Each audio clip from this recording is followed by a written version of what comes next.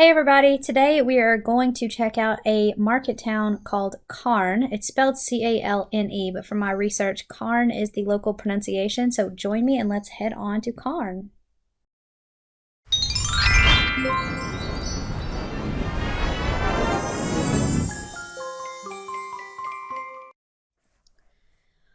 Well, there are many things to check out in Calne. I'm going to keep calling it that just because that's how I've heard people pronounce it here. But anyway, nature is one of those big things that draw people in. So one thing is the North Wessex Downs Hill Range, which has been designated as like a special area of beauty.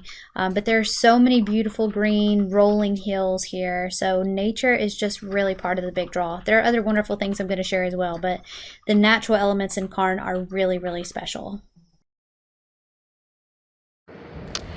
Alright, so I was really excited to make this find. So this is 17 Church Street in Calne, and this is where Samuel Taylor Coleridge, yes that one, resided for a time. So let me see if I can zoom in on this plaque.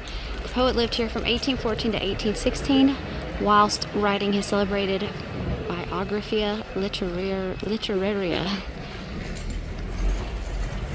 So that is a pretty cool random literary find here. So this was a very fun find. So this is on the Bowood Estates, and I'm going to talk about Bowood here in just a second a bit more. But this cottage was used in the Downton Abbey movie. This was one of the cottages, so really cool to find. For lunch today, we stopped at Faye's Bistro, which was really good, and I had a gluten-free ham and cheese sandwich, which I'll talk about more in a bit, some crisps, a side salad, and this delicious tomato chutney. Also, I tried this elderflower bubbly that you see in the background. Really good. Okay, one of the first things that I'm definitely going to recommend you do is check out some of the art. There are, I can't remember how many, but many pieces of major artworks all throughout Calne, and I took just a few images here, but there's actually an art trail that you can go down and see all of the sculptures and all of the art pieces. Some of them are really impressive and really fantastic, so I just included a few here, but it is highly worth a trek just around the art trail so that you can see all of the art pieces. They're really cool. All right, next in Cherhill, anyway, in this place, there is a white horse. There are several white horses all around the UK. I'm going to try to find all of them if I can, but they're basically white horses that have been carved in the side of the mountain for a very long time. I think I actually got on here how long this one was carved into. You can see it there on the hill.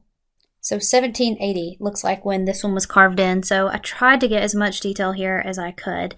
But yeah, this has been here for hundreds of years, which is really crazy. And a lot of people come to check out these white horses. So definitely make sure if you're in this area in Calne that you do this. Like I said, I'm going to try to see if maybe I can get to all of them. So hopefully I'm going to be visiting another one in a bit. But yeah, look how cool and old and relic-y and just bizarre this random white horse is in the side of this hill. The next cool thing is this spring. So you can see this bridge here and the water has gone all green with, I guess, algae, or must be algae. But this spring here, which was just randomly in a park in Calne, is called the Chavey well. And it was known for, during 1880 and 1890, a lot of the local water became very polluted during the typhoid epidemic. So this was one of the only springs that was clean enough to continue to give people so that they could heal. So that's really cool. Okay, so I have quite a few things to talk about in my Do Not Miss. So the first thing is called the Bowood Estates and Gardens. We did not get to go and go on the garden grounds and the estate grounds because it was raining. So I took some footage on the way out. As you can see, the rain was just starting to pick up. But guys, this is beautiful. It is a beautiful, huge estate. It reminded me of going through Biltmore and Biltmore Village. I felt so sort of connected to this area because it reminded me of Biltmore so much. But it is a huge estate ground with huge gardens.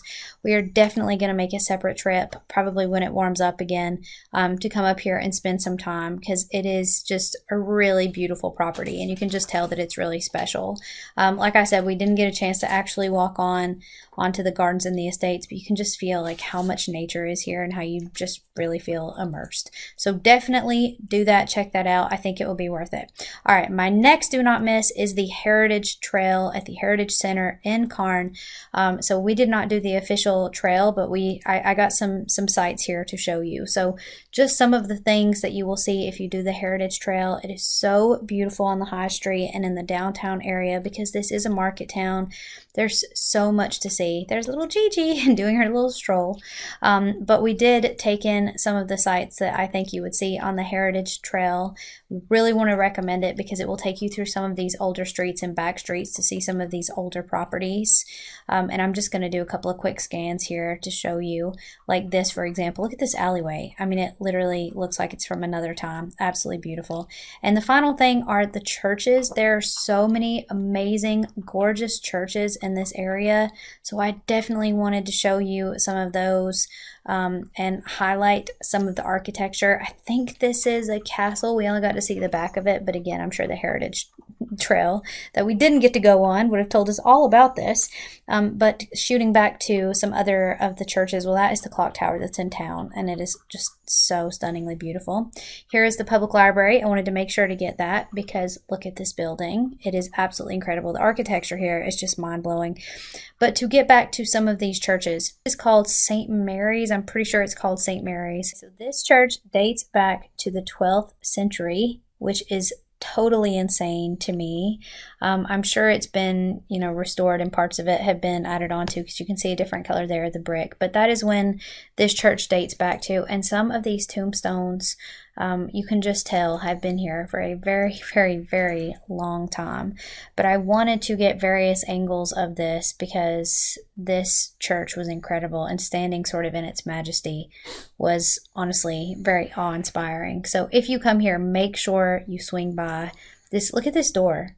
I mean, look at these stained glass windows and this door. I mean, this is just, it's incredible.